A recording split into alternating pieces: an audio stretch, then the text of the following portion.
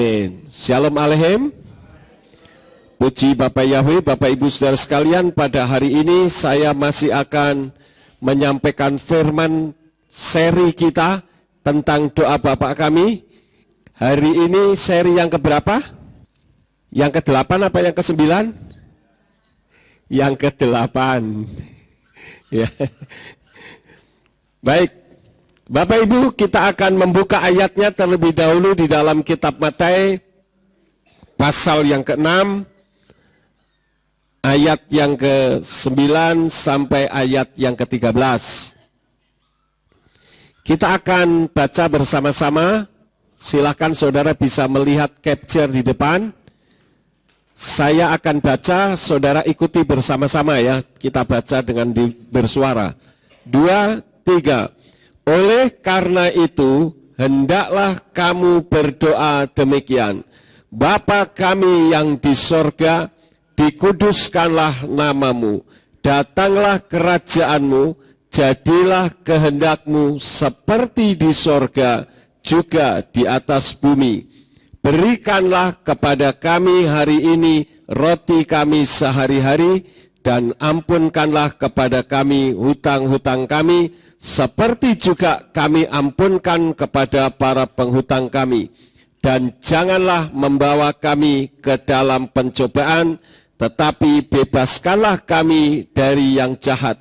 Karena punyamulah kerajaan dan kuasa dan kemuliaan sampai selama-lamanya. Amin. Saya akan baca yang Ibraninya yang berbunyi demikian. Wa atem kotip palalu, afinu sebas samayim, yit kadas simka, tafu malkuteka, yase retsonka, baarets ka aser naasa basamayim, ten lanu hayom lechem kukenu, uslak lanu et asmatenu ka aser solkim anaknu la aser asmolanu, wa altofinu lidei masa kiim hatsilenu minhara kilaka hamamlaka wa hakfura wa hati feret le olmei olamim. Amin. Kembali saya sampaikan supaya kita ingat bahwa apa yang tertulis dalam kitab suci ini tidak salah juga untuk kita menghafal, ya, baik yang mau bahasa Indonesianya atau yang bahasa Ibraninya tidak masalah. Kalau saudara yang punya kitab berbahasa Jawa mau menghafal yang bahasa Jawa juga tidak ada salahnya. Tetapi kita akan pelajari bersama-sama apa makna daripada ayat-ayat yang baru saja sudah kita baca bersama-sama. Nah, saya akan ulang sedikit karena ini adalah seri yang ke-8. Seri yang pertama saya sudah bahas tentang Avinu, yang dari kata Avi anaknu, yang berarti Bapak kami.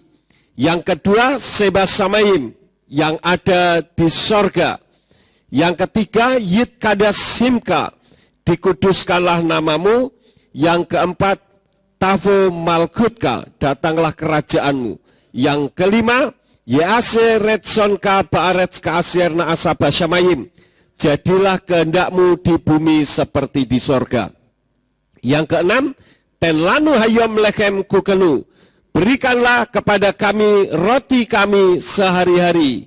Yang ketujuh, uslak lanu et asmatenu kaasir solkim anaknu la asir asmulanu, ampunkanlah kepada kami hutang-hutang kami, seperti kami juga mengampunkannya kepada para penghutang kami.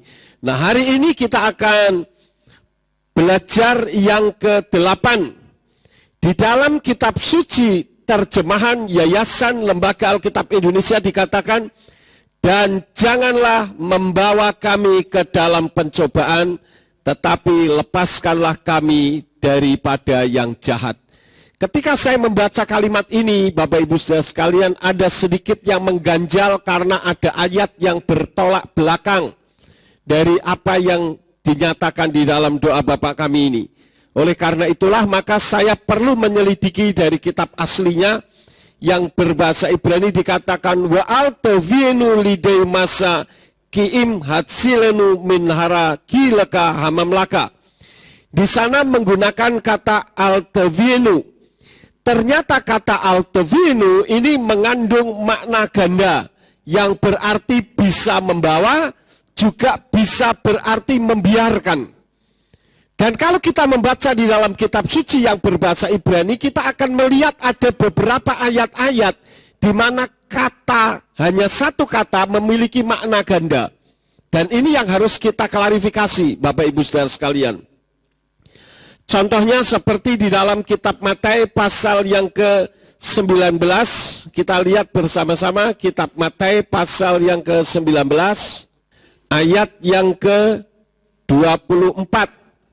Di sana dikatakan, dan lagi aku berkata kepadamu, adalah lebih mudah seekor unta masuk melalui lubang jarum daripada seorang kaya masuk ke dalam kerajaan Elohim.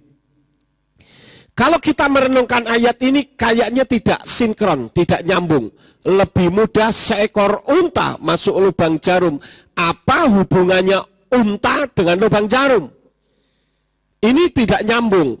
Ternyata Bapak Ibu Saudara sekalian, di dalam ayat itu menggunakan kata gamal.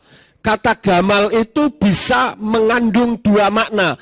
Bisa berarti unta, bisa berarti tali besar atau rope. Itulah sebabnya maka di dalam kitab suci Hebraic Root Version atau versi akar Ibrani, di sana menerjemahkannya bukan unta tetapi tali besar. Kira-kira lebih cocok mana kalau dibandingkan dengan lubang jarum? Tali besar atau unta? Lebih cocok tali besar, karena tali besar itu hubungannya dengan jarum. Tali itu apa namanya? Benang itu kan jarum urusannya. Kalau unta sangat gak masuk akal. Bagaimana mungkin unta masuk lubang jarum? Rambutnya unta saja nggak bisa. Tetapi perumpamaan yang Yeshua ajarkan, lebih mudah tali besar masuk lubang jarum daripada orang kaya masuk kerajaan Samayim atau kerajaan surga. Nah, kenapa menggunakan tali besar? Karena tali besar itu tidak mungkin bisa masuk ke lubang jarum. Tetapi semua yang tidak mungkin bisa menjadi mungkin. Itu maknanya atau maksudnya. Demikian pun di dalam kitab Matius pasal yang ke-26.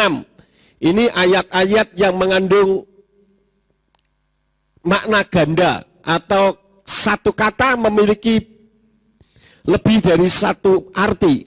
Di dalam kitab Matius pasal yang ke-26 ayat yang ke-6. Di sana dikatakan, dan ketika Yeshua tiba di Betania, di rumah Simon si kusta, datanglah kepadanya seorang wanita yang membawa sebuah buli-buli pualam berisi minyak wangi yang sangat mahal, dan dia mencurahkannya ke atas kepalanya sementara duduk makan. Bagaimana mungkin Simon yang berpenyakit kusta bisa mengundang Yeshua?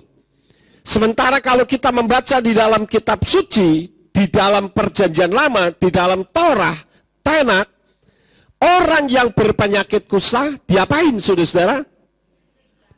Diasingkan, bukan dibunuh, tetapi diasingkan. Kalaupun misalkan itu orang kusta yang mengundang Yeshua, pertama, Kepa atau Petrus pasti protes. Betul enggak? Karena Petrus ini tukang protes. Yang kedua, pasti akan terjadi mukjizat kesembuhan di situ. Yeshua akan menyembuhkan. Tetapi ternyata tidak. Jadi Bapak Ibu Saudara sekalian, ternyata di dalam kitab suci Hebraic Root Version atau versi akar Ibrani, di sana tidak diterjemahkan si kusta, tetapi penjual buli-buli. Jadi sangat bertentangan dengan ayat yang lain kalau diterjemahkan dengan kata si kusta. Ada yang membela dengan mengatakan, oh Simon itu dulunya itu berpenyakit kusta. Tidak. Memang di dalam terjemahan kitab suci Textus Receptus yang berbahasa Yunani, di sana menerjemahkannya lepro. Lepro itu lepra, penyakit lepra. atau kusta. Tetapi di dalam kitab Ibrani ternyata penjual buli-buli. Karena sangat tidak mungkin orang berpenyakit kusta mengundang Yeshua. Demikian pun kata Altevienu itu mengandung makna ganda. Kenapa tidak menggunakan altitnulanu? Karena altitnulanu itu bisa lebih spesifik. Kalau diterjemahkan ke dalam bahasa Inggris dikatakan don't let us. Jangan membiarkan kami. Kenapa tidak menggunakan itu? Altitnulanu itu hurufnya alef, lamet, tau, nun, waw, lamet, nun, waw. Ternyata karena sebetulnya sudah ada pembahasannya di bawah, tetapi saya ingin menyampaikan terlebih dahulu di depan. Kenapa menggunakan kata Altevienu? Karena Tuhan itu mengizinkan pencobaan. Seperti yang ada di dalam kitab Matius pasal yang keempat. Kita lihat pasal yang keempat ayat yang ke-1.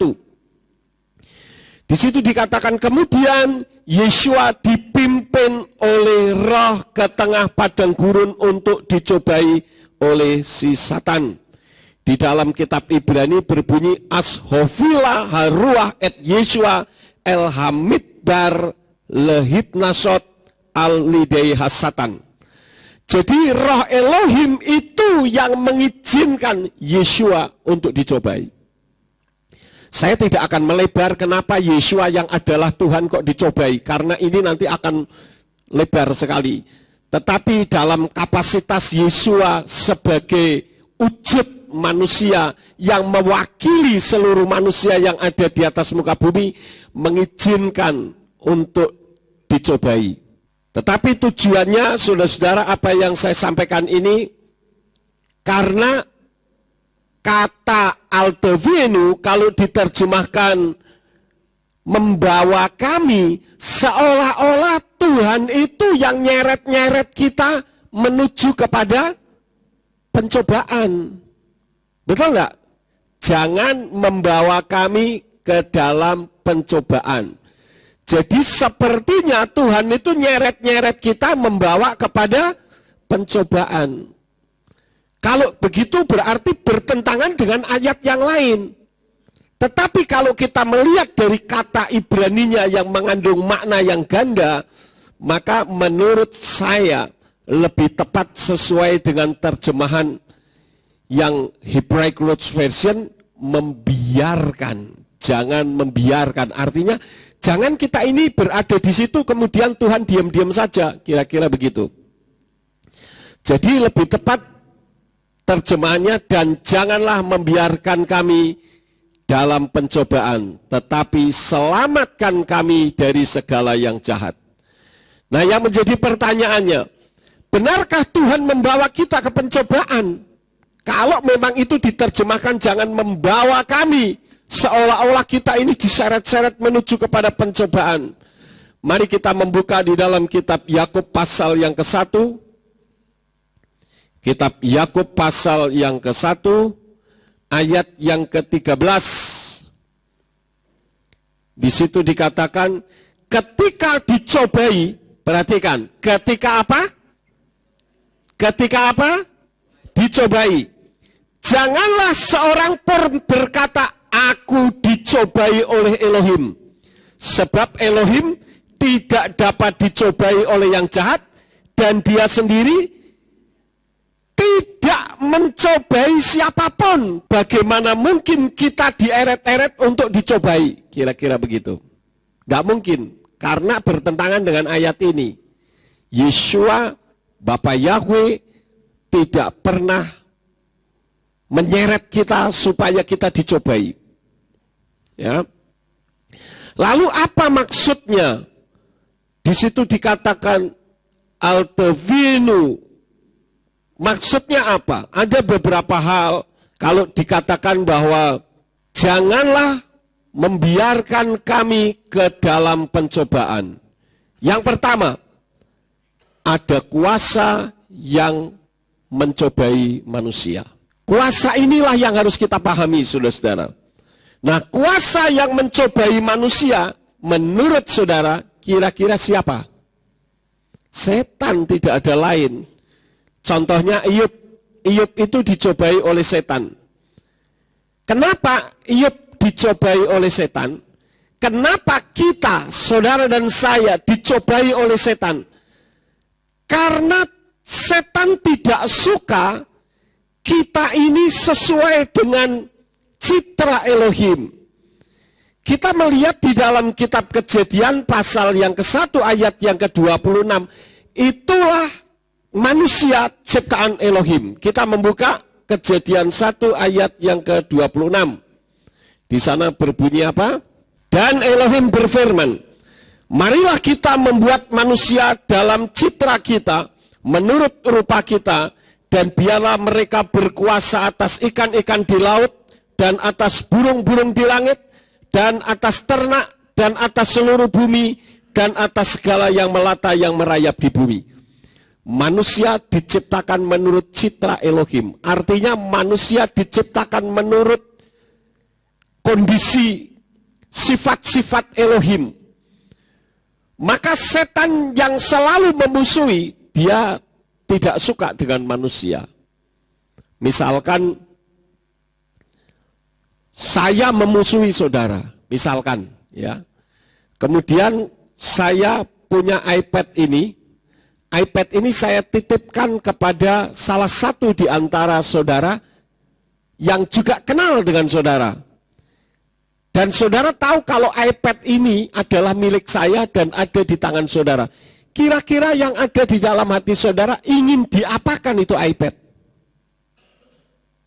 Bisa dipahami? Coba saya ulang sekali lagi ya. Misalkan saya ini membenci saudara. Saya sangat tidak suka dengan saudara. Paham ya? Saya tidak suka dengan saudara.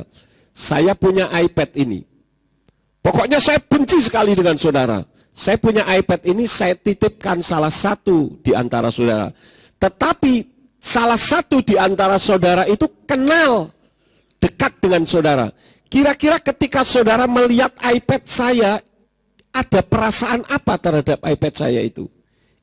Ingin diapain si iPad itu? Ya pengen dirusak, ini punyanya Pak Yakub, saya hancurkan saja. Gitu ya. Nah itulah setan.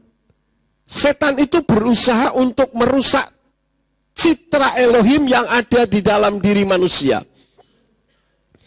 Itulah sebabnya maka firman Tuhan mengajarkan kepada kita di dalam kitab Yohanan pasal yang ke-10 ayat yang ke-10. Ayat ini sudah seringkali saya baca.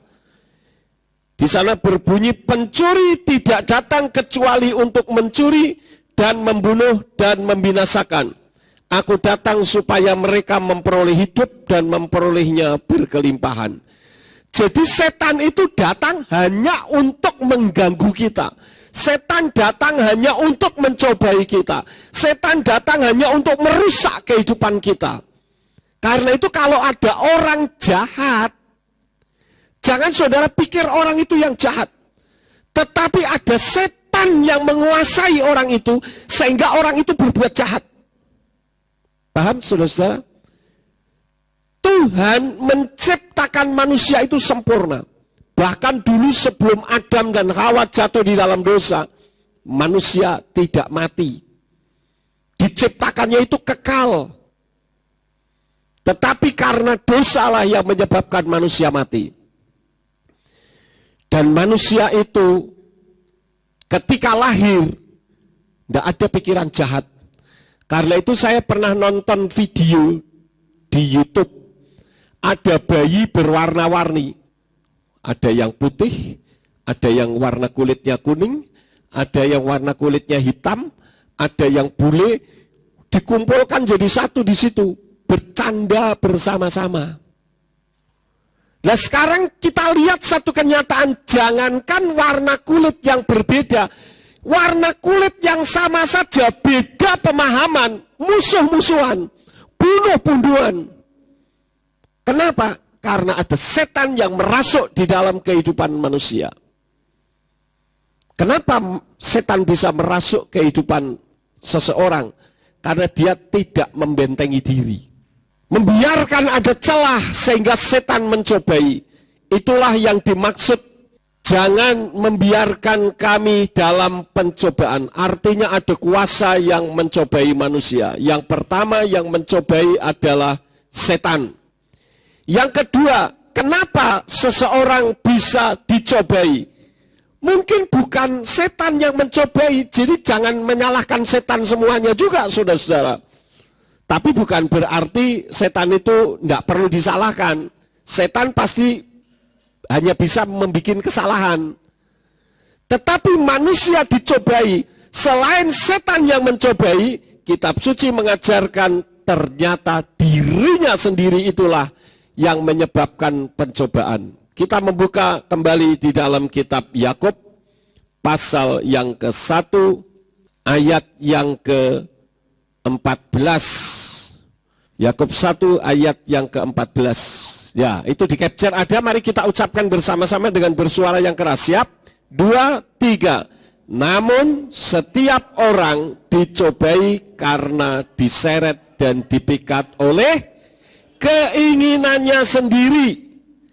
Jadi keinginannya sendiri itulah yang menyebabkan orang masuk di dalam pencobaan. Bagaimana hal itu bisa terjadi?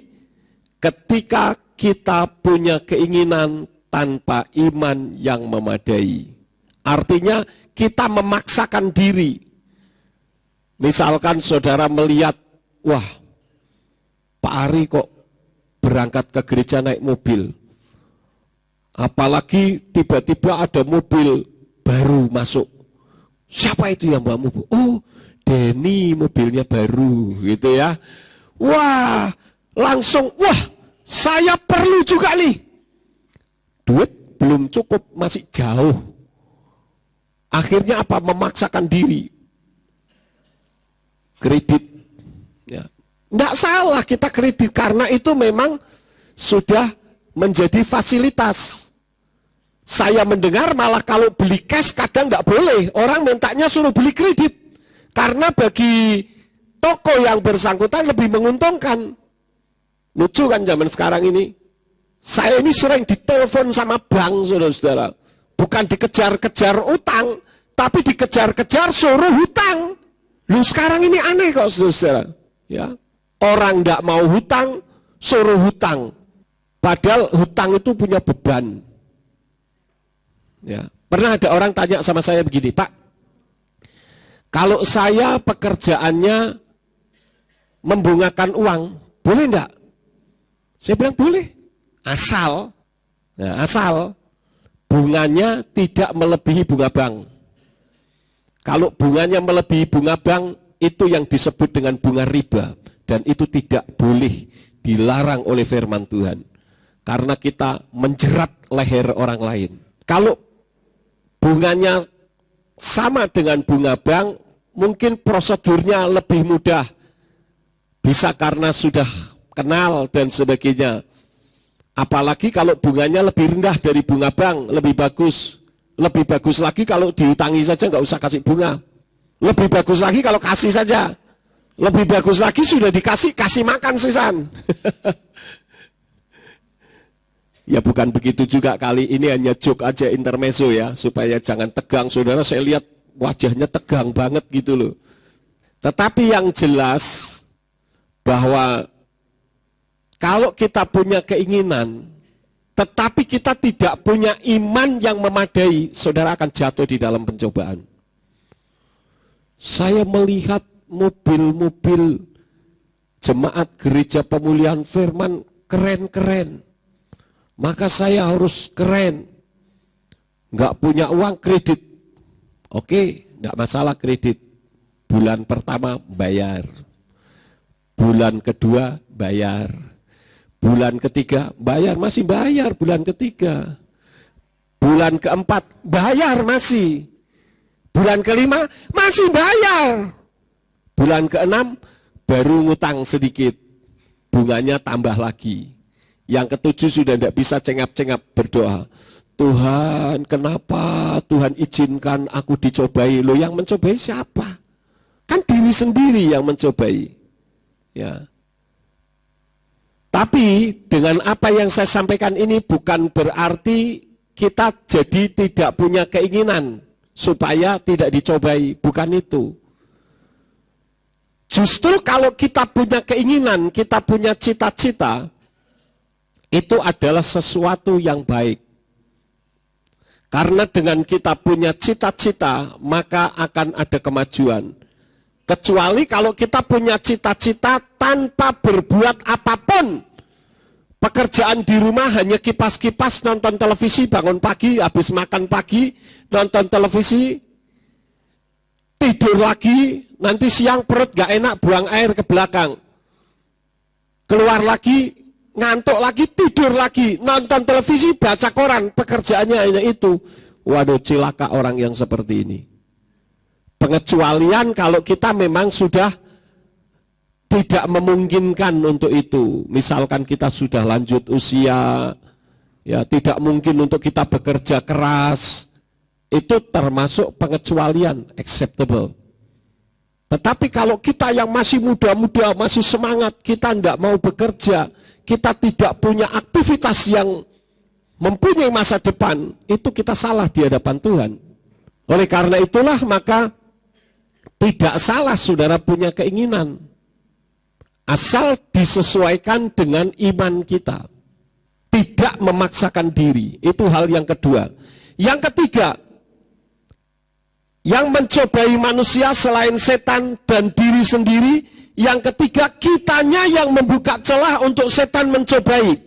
Bahkan kita sendiri yang melepaskan proteksi dari Tuhan. Sehingga setan pun bukan hanya sekedar mencobai kita, tetapi setan bahkan bisa membunuh kita. Tetapi kalau kita ada diprotek oleh Tuhan, kita dilindungi oleh Tuhan karena kita dekat dengan Tuhan, setan tidak bisa berbuat apapun. Ingat waktu Iyub dicobai, Bapak Yahweh katakan apa? Silahkan kau cobai Iyub, tetapi apa? Nyawanya, jiwanya jangan kau jamah. Tetapi kalau misalkan Iyub itu orangnya jahat dan tidak punya pikiran untuk mendekat kepada Tuhan, Tuhan izinkan setan bisa membunuh. Karena itu tidak heran kalau ada orang yang mati disantet, perutnya gembung.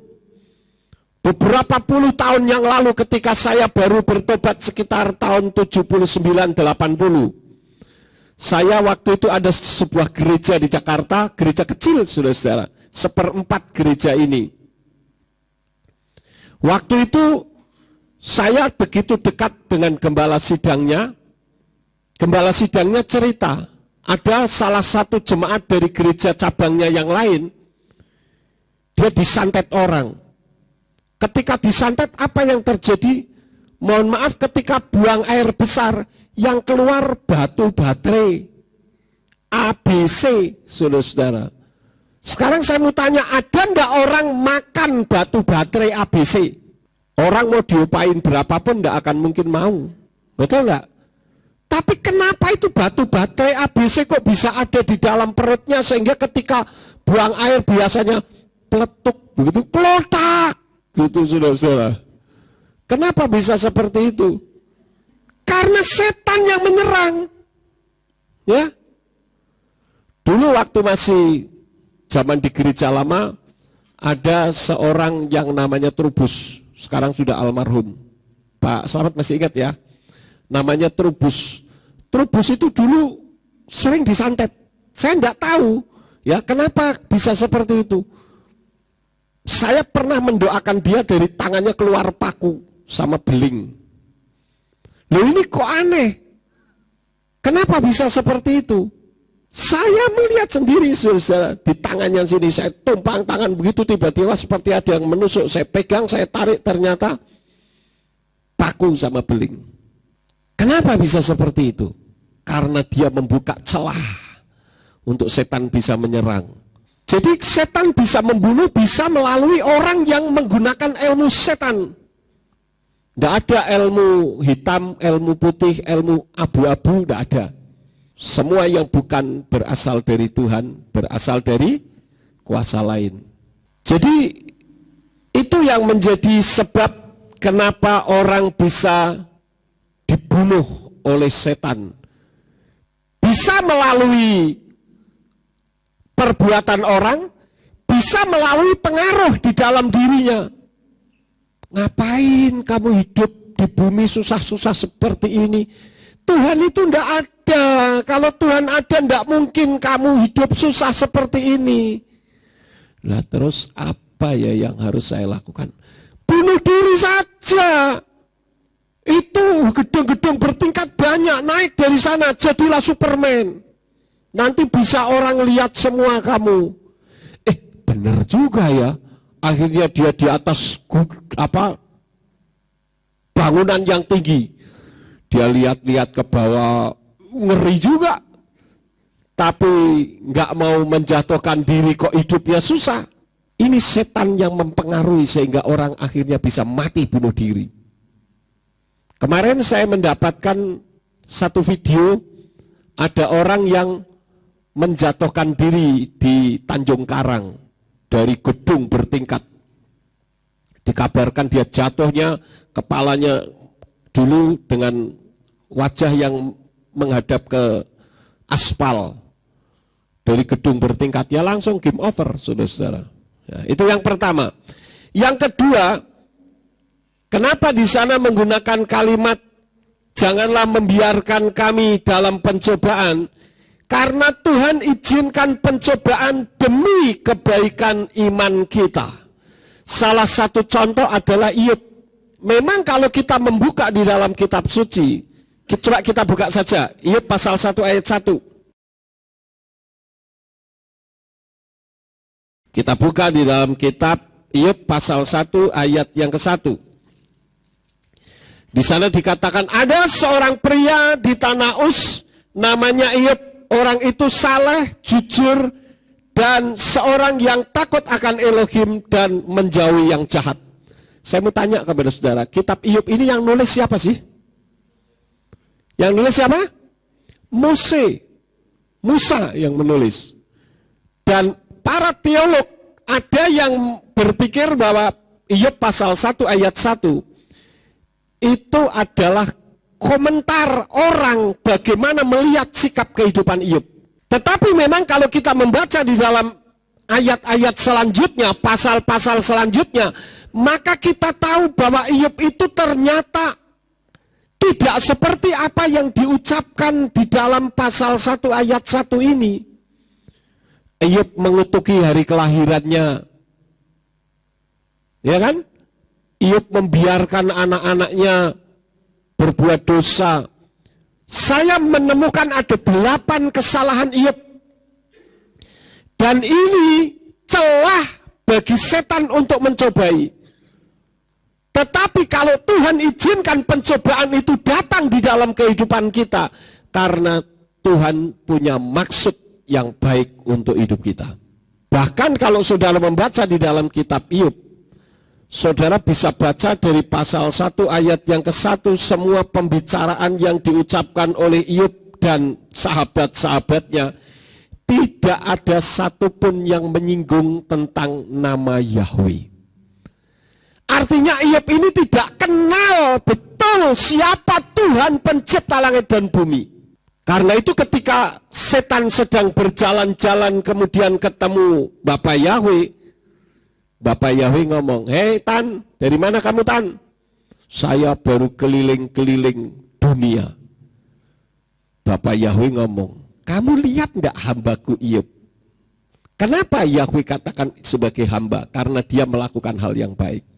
Langsung setan ngomong, "Iya saja, kamu bentengi, kamu pagari sehingga Iyub baik-baik saja. Coba kalau misalkan kamu izinkan sesuatu yang tidak baik datang kepadanya, pasti dia akan menghujat." Yahweh katakan, "Silahkan, go ahead. Kamu mau apakan Iyub, silahkan. Asal nyawanya jangan kamu jamah ya." "Oke bos," kata setan. Akhirnya dicobailah. Harta kekayaannya hancur. Tubuhnya sakit. Sakitnya enggak sakit yang mematikan, sakit gatel, saudara. Sakit gatel itu sakit yang menjengkelkan tapi tidak membawa orang pada kematian. Ya. Kemudian apalagi anak-anaknya mati semuanya. Ini pencobaan yang hebat. Coba kalau kita menghadapi pencobaan yang seperti itu, kira-kira apakah kita masih bisa mengakui Bapa Yahweh sebagai Tuhan dan Juru Selamat kita? Jangan-jangan kita katakan bullshit itu semuanya, bohong, tidak ada Yahweh-Yahwean. Terbukti saya mengalami masalah yang besar seperti ini. Tetapi jangan salah, Tuhan izinkan masalah itu supaya melalui masalah demi masalah, akhirnya Ayub mengenal siapa Tuhan yang sesungguhnya itu. Kita membuka ayatnya di dalam Ayub pasal yang ke-42. Ayub pasal yang ke-42 ayat yang ke-5. Mari kita ucapkan bersama-sama pasal 42 ayat yang ke-5. 2, 3. Aku telah mendengar engkau hanya dengan telinga saja, tetapi sekarang mataku telah melihat engkau. Di dalam terjemahan kitab suci Yayasan Lembaga Alkitab Indonesia katakan apa? Aku telah mendengar engkau hanya dari kata orang. Orang bilang Bapak Yahweh itu baik loh Pak. Iya, katanya. Loh, lah kamu sendiri sudah pernah mengalami kebaikan Tuhan belum? Ini yang jadi masalahnya. Jangan saudara hanya mendengar Bapak Yahweh itu baik, Yeshua itu luar biasa. Tetapi pernahkah kita mengalami sendiri kebaikan Tuhan dan kemujizatan yang Yeshua lakukan bagi kita? Kalau hanya kata orang, semua orang bisa katakan begitu, saudara-saudara. Karena itu, setan izinkan mencobai Ayub sampai akhirnya Ayub katakan, selama ini aku mendengar hanya dengan telinga saya melalui kata-kata orang, tapi sekarang mataku sendiri ya telah melihat engkau. Artinya dia mengenal siapa Tuhan pencipta langit dan bumi. Banyak orang Kristen di Indonesia ini tidak kenal Tuhannya yang mencipta langit dan bumi. Bahkan ditolak mentah-mentah. Padahal yang menciptakan langit dan bumi siapa namanya? Yahweh. Tetapi ditolak dengan alasan Sabellianisme lah, Arianisme lah, apalah terserah orang ngomong. Tetapi justru nama sesembahan lain yang diagung-agungkan tinggi. Ini satu kekeliruan besar, saudara-saudara. Oleh karena itu, karena kita tahu ada kuasa yang akan mencobai kita, dengar baik-baik. Ketika pencobaan itu datang kepada kita, jangan saudara menghindari pencobaan. Tetapi lawanlah pencobaan itu, tabrak di depan. Jangan takut menghadapi pencobaan. Karena kita pasti akan menang menghadapi pencobaan. Karena Bapa Yahweh Besem Yeshua HaMashiach Ruach HaKodesh bersama dengan kita. Itu hal yang kedua. Yang ketiga, keinginan yang tidak sesuai dengan firman Tuhan itu juga membawa kita ke dalam pencobaan. Contohnya siapa? Yehuda Iskariot. Dia punya keinginan yang salah. Dia ini mata duitan, saudara-saudara. Sekarang saya mau tanya kepada saudara. Ketika Yeshua memilih Yehuda Iskariot atau Yudas Iskariot untuk menjadi muridnya, Yeshua HaMashiach tahu enggak sifat-sifatnya Yehuda Iskariot? Sangat tahu, sangat tahu. Tetapi Tuhan izinkan untuk memegang bendahara, memegang kas sebagai bendahara misi penginjilannya Yeshua. Tujuannya apa? Tuhan memberi kesempatan untuk dia bisa bertobat. Kitab suci katakan, ada yang mengamati bahwa Yehuda Iskariot itu biasa mencuri uang kasnya Tuhan. Tetapi Tuhan izinkan dia untuk memegang uang kas. Tujuannya apa? Supaya berubah. Ketika saya membicarakan ini, saya ingat murid saya dulu waktu saya masih di Comal. Saya mengajar beberapa SMP di Comal, mengajar agama Kristen. Ada satu anak didik saya badannya gede. Kalau di sini kira-kira besarnya kayak hari. Ya, besar badannya. Dia itu tidak pernah masuk kalau saya mengajar agama, saudara-saudara. Sekali waktu saya kasih nilai 5. Merah kan, saudara-saudara? Ternyata oleh guru agama lain dikasih 7. Wah, ini tidak fair. Saya panggil saudara-saudara, saya ngomong sama kepala sekolahnya, Pak, ini saya kasih nilai anak ini 5. Kenapa kok bisa jadi 7? Oh, itu yang ngasih Pak, ini guru agama lain, saudara-saudara. Saya bilang, tolong bisa dipanggil. Dipanggil, saudara. Saya tanya, Pak, kenapa anak didik saya beri nilai 5, Bapak memberi nilai 7? Apakah Bapak punya hak untuk mengubah nilai yang saya berikan kepada anak didik saya? Ya Pak, mohon maaf, karena kalau 5 itu bisa tidak naik. Itu bukan urusan Bapak, itu murid saya. Mana anaknya? Panggil. Panggil, saudara-saudara. Jadi kami ada sidang kecil di kepala sekolah di situ, ruangan kepala sekolah. Terus saya ditanya, Pak Yakub, kenapa Bapak memberi nilai anak ini 5? Anaknya ada di situ. Karena anak ini tidak pernah ikut pelajaran saya, Pak. Ditanya anaknya, betul? Betul, kuampleng kepalanya sama kepala sekolahnya, ceprot. Saya bilang, oke, kali ini saya kasih maaf ya, dan Bapak jangan sekali-kali memberi nilai yang bukan hak Bapak. Dah, selesai, saudara. Terus dia mulai datang, takut kan? Karena kalau saya kasih nilai 5, dia tidak naik. Kan di Indonesia ini ada pelajaran yang harus nilainya paling sedikit 6. Ya, bahasa Indonesia, apalagi agama sama PKN. Itu tidak boleh ada angka 5. Kalau ada 5, tidak naik. Jadi dia takut, saudara-saudara. Dia datang setiap pelajaran saya. Tapi datangnya mentang-mentang. Sengaja datang tapi telat. Gitu. Nanti saya masih mengajar, tiba-tiba dia datang. Ya sudah, saya biarkan saja. Tapi yang bikin saya jengkel, begitu sudah datang, badannya gede kayak hari. Langsung diorot-orot, apa namanya, kursinya dikerot-kerot gitu. Darah saya langsung mendidih, saudara. Saya bilang, hei kamu orang Kristen enggak? Diam, saudara. Saya bilang, jawab. Jangan kalian pikir yang namanya guru agama yang penuh dengan kasih, kalian mau seenaknya sendiri di depan saya. Dia langsung diam, semua suasana kelas jadi sepi. Akhirnya saya bilang, kamu mau ikut pelajaran saya enggak? Atau kamu mau saya kasih nilai 5? Ya Pak, saya mau ikut. Kamu sebagai orang Kristen, ulangi dari depan. Kalau kamu mau ikut, kalau enggak, pulang. Terus dia datang lagi, ketuk-ketuk pintu. Pak, selamat siang. Ya sudah, silahkan masuk. Nah gitu caranya. Orang Kristen nggak punya aturan. Terus dia ikut pelajaran saya. Saya ikuti pola Yesua ini. Bagaimana dia memakai Yehuda Iskariot supaya menjadi orang baik. Sekali peristiwa ada penggantian buku, saudara-saudara. Saya fotokopi untuk semua anak-anak, semua jumlahnya ada berapa, saya fotokopi. Saya serahkan ke dia. Nih ya, saya kasih ke kamu ya. Kamu mintain semua ongkos ganti fotokopi kepada mereka. Cepat, saudara-saudara. Tapi rupanya caranya yang kasar. Nih, ayo bayar.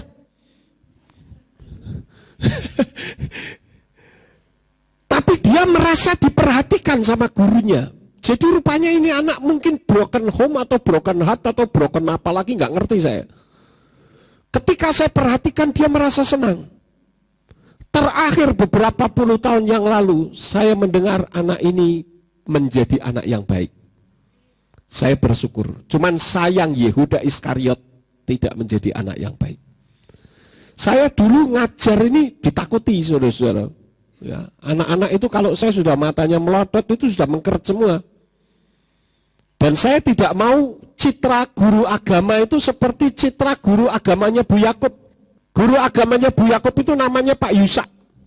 Orangnya sudah tua. Itu yang saya gantikan. Anak-anak hari ini ulangan ya. Ya Pak. Nih saya kasih materinya, dikasih ulangan. Itu guru melototin muridnya, buka buku sana sini, ngomong sana sini, menengai, saudara. Saya bukan tipe guru yang seperti itu. Makanya saya tidak tahu, saya ini kok ditakuti sama anak kecil, padahal saya suka dengan anak kecil. Sangat ditakuti. Dulu pernah ada anak kecil samping rumah tempat toko saya. Dia masih kencing, sudah. Begitu saya bawa mobil berhenti di depannya, lari sambil kocelat-kacelit. Ketakutan. Saya bilang, ada apa? Memang wajah saya sangar atau bagaimana? Wajah saya ini sangar enggak sih, saudara-saudara? Tapi kok anak kecil takut? Ini yang heran saya. Makanya saya senang kalau ada anak-anak muda dekat dengan saya. Waduh, itu saya senang sekali. Karena dari dulu itu saya itu kurang kasih sayang anak-anak gitu loh. Artinya anak-anak itu enggak bisa dekat dengan saya, takut. Nggak tahu apa wajahnya jadi kayak singa atau karena suara saya yang menggelegar keras bikin anak takut, saya nggak ngerti juga. Nggak tahu juga saya, Bu. Tetapi yang jelas Bapak Ibu Saudara sekalian, kalau kita punya keinginan seperti Yehuda Iskariot, yaitu yang tidak sesuai dengan firman Tuhan, maka kita akan jatuh di dalam pencobaan. Saya ingatkan, di dalam kehidupan manusia itu ada dua hal yang seharusnya kita bisa membedakan. Kemarin saya menyampaikan firman di kaum muda, saya singgung sedikit. Antara takdir dengan nasib. Yang namanya takdir itu tidak bisa berubah, saudara-saudara. Kalau saudara ditakdirkan menjadi perempuan, jangan saudara merubah menjadi laki-laki. Saudara yang ditakdirkan menjadi laki-laki, jangan coba-coba untuk menjadi perempuan. Bahkan ada yang operasi kelamin sekalipun tetap nggak ada laki-laki yang operasi kelamin bisa hamil. Nggak ada. Itu takdir. Kalau saudara ditakdirkan punya orang tua yang seperti sekarang ini saudara miliki, itu takdir yang tidak bisa diubah. Karena itu jangan melawan orang tua. Itu sudah ditakdirkan. Tidak bisa berubah. Yang bisa berubah adalah nasib. Kalau saudara sekarang merasa nasibku kok miskin, bisa tidak diubah? Bisa. Miskin itu nasib, bukan takdir. Jadi bisa diubah. Kalau misalkan kita hidupnya penuh dengan masalah, banyak masalah, jangan kita katakan, ya memang sudah nasibku begini, ada lagu ya nasib, lalu kita udahlah nasibnya seperti ini, udahlah apa adanya saja. Padahal nasib itu bisa diubah. Saudara nasibnya hidup di desa, bisa enggak diubah? Bisa. Beberapa waktu yang lalu saya nonton televisi, ada seorang perempuan muda wisuda dapat cum laude. Wisuda dapat cum laude. Tapi perginya ke tempat wisuda diantar bapaknya naik becak. Bukan bapaknya sama anaknya naik becak, tapi bapaknya yang genjot becak, anaknya yang naik dengan pakai pakaian kebesaran mau di di wisuda. Itu anak bangga. Ya, bapaknya lebih bangga lagi. Ketika diundang di acara hitam putih, bapaknya hanya bisa menangis. Orang tuanya nasibnya menjadi tukang becak, tetapi anaknya mampu mengubah nasibnya menjadi orang hebat. Dan akhirnya karena dia ingin melanjutkan S2, tidak ada yang membiayai. Ketika dimasukkan di hitam putih, ada orang yang membiayai untuk sekolah S2 di Inggris. Bayangkan saudara-saudara. Jadi jangan kita itu, ya sudahlah menyerah nasib lah, sedekap aja. Jangan.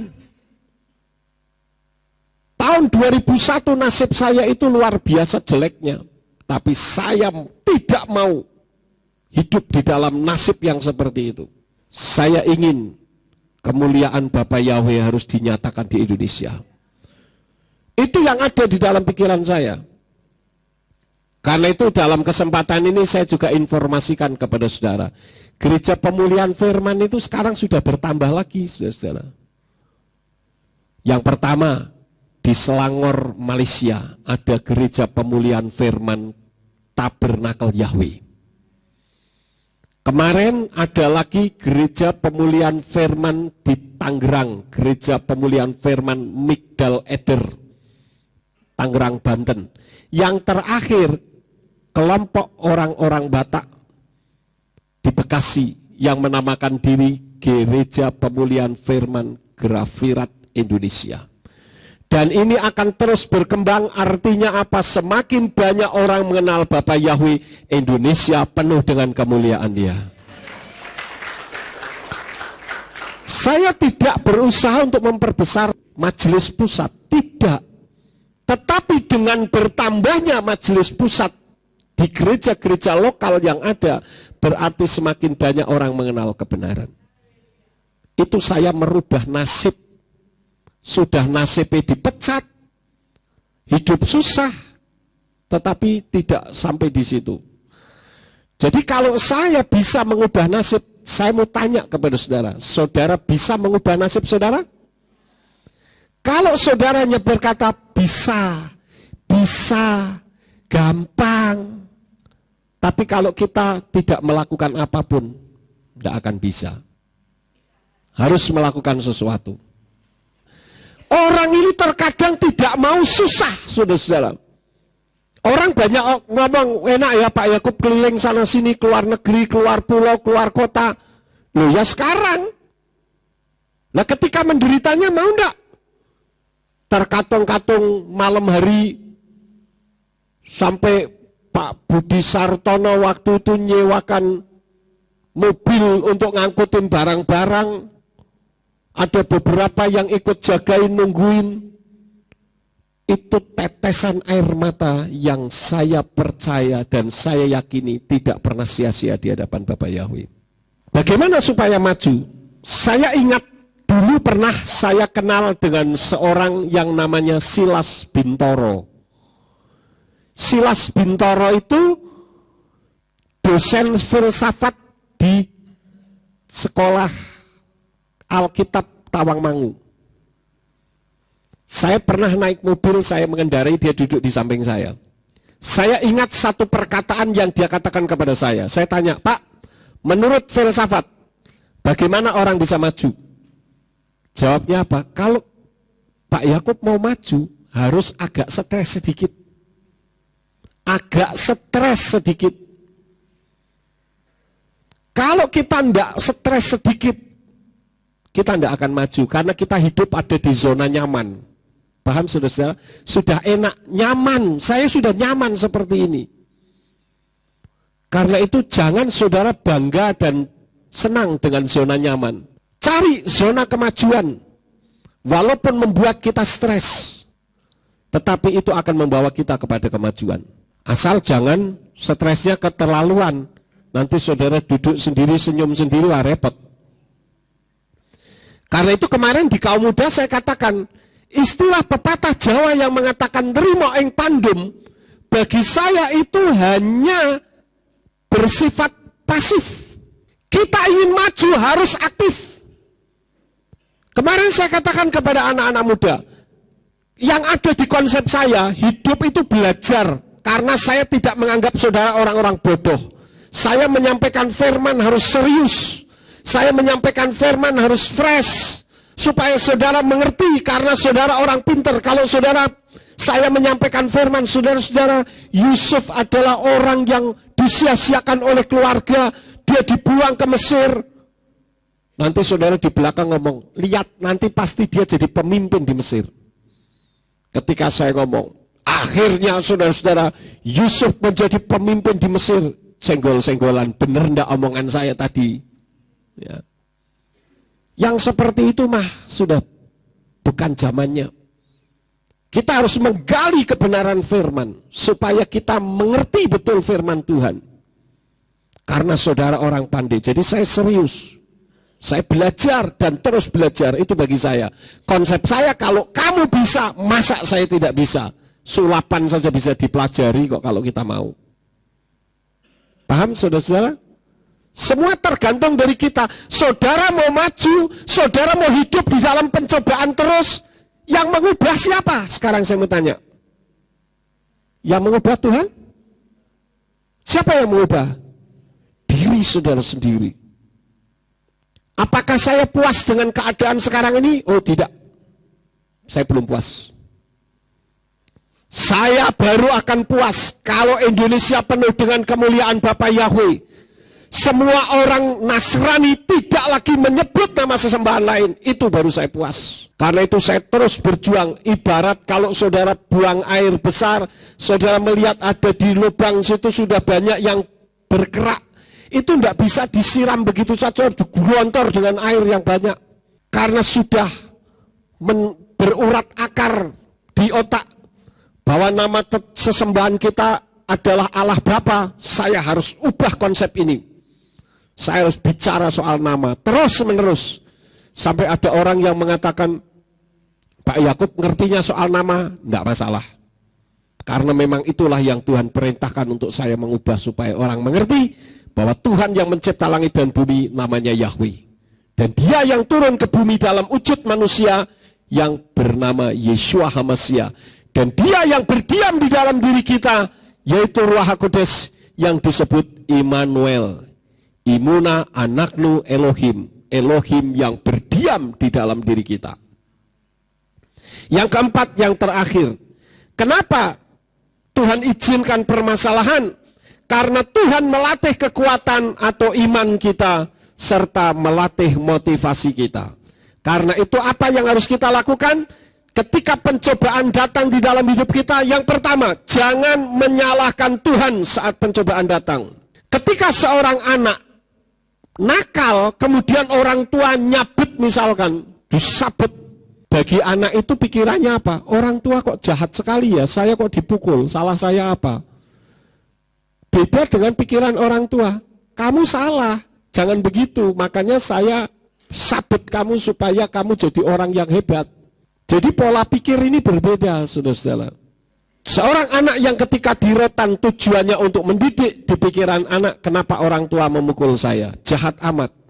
Karena itu jika pencobaan datang, pikir dari sisi Tuhan. Kenapa Tuhan izinkan pencobaan ini datang dalam hidup saya? Berarti Tuhan punya rencana yang luar biasa.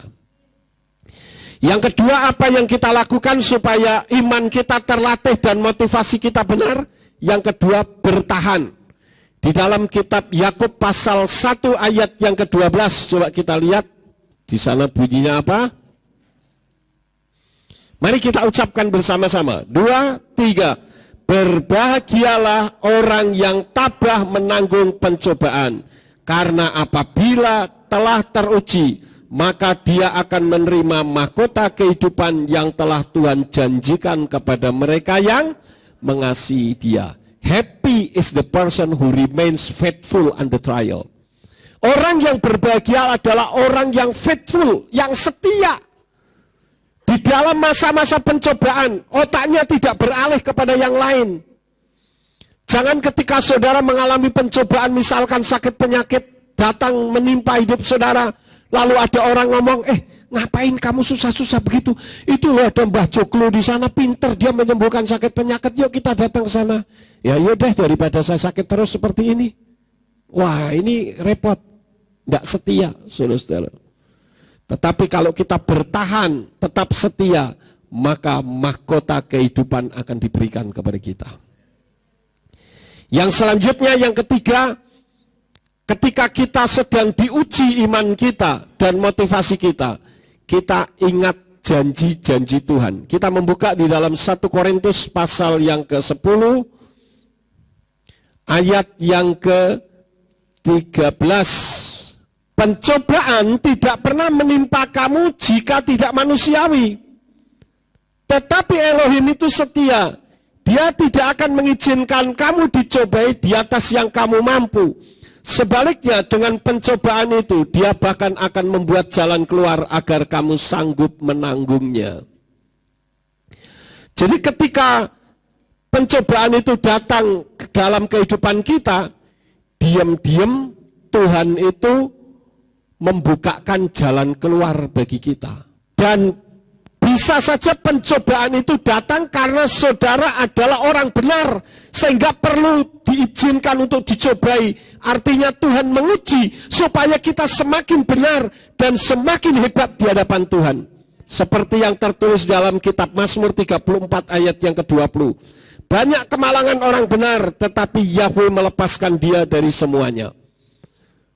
Jadi kalau kita ini banyak dicobai, itu menunjukkan kalau kita itu benar. Asal pencobaan itu datang bukan karena kita membuka celah bagi setan untuk mencobai kita. Ya. Yang terakhir, di dalam Roma pasal yang kelima, apa yang kita lakukan ketika pencobaan datang, Tuhan sedang menguji iman kita? Roma pasal yang kelima, ayat yang ketiga sampai ayat yang kelima.